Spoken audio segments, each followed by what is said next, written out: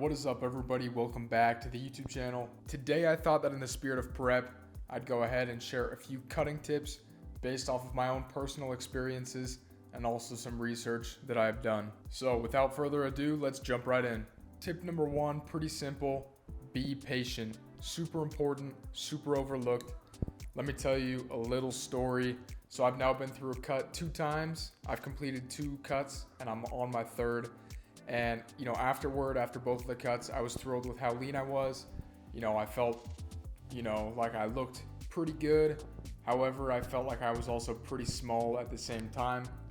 I'd worked hard in the off season, to bulk up, gain muscle. Of course, I put on some fat in the process of bulking, but I was definitely hoping to be a lot bigger at the end of the cut. And I think part of the reason that I was smaller than expected is because of, the speed at which I cut. Now on prep and having done a lot more research than previous cuts, I know that my last 2 were far too drastic. I cut way too many calories and just didn't do things how they should have been done. I starved myself throughout the week, hoping to achieve my goal faster, but then on the weekends I'd be so hungry, I'd give myself a cheat day and I would lose out on a lot of that progress. And so it was a really slow, unhealthy, process I was going through week after week. I wasn't making progress super fast, but throughout the week I was losing body fat and muscle just because of how drastic I was cutting my calories. It'll be less efficient overall than just going slow and steady.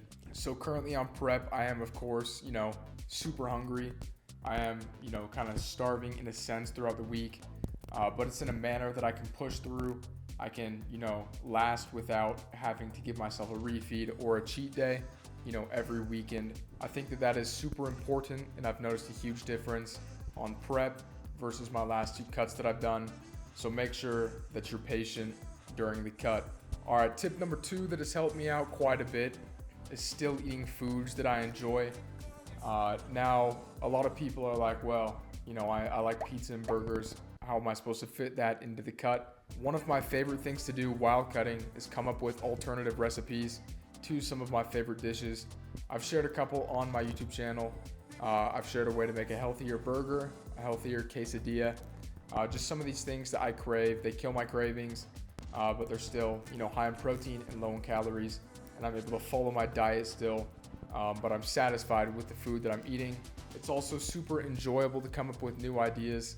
And it is better, in my opinion, than just eating, chicken, rice, and broccoli every meal. You're more likely to stick to your cut and to do better if you are eating foods that you enjoy and if you're switching it up, getting in plenty of variety. So definitely eat foods that you like. That's tip number 2. All right, and my 3rd and final tip to help on the cut is to put yourself in a position to succeed. This is far overlooked. As hard as it is, avoid situations where, there will be unhealthy food surrounding you. There are plenty of times when I've been out or, to a party, or I've gone out with friends. You plan on sticking to your diet, but you get there, you're around people, and you just kind of give in sometimes. It happens to everybody, but it's also avoidable just by not going in the first place. Of course, you want to be social. You still want to, get in, time with family and friends. But if cutting is this important to you, you should be willing to skip out sometimes, just to make sure that you're sticking to your diet, not cheating yourself, and not slowing your progress dramatically. If you put yourself in a position to accomplish your goals, you most likely won't regret it in the future. So definitely, have a good time, but put yourself in a position to succeed if you really do care about, getting better and improving.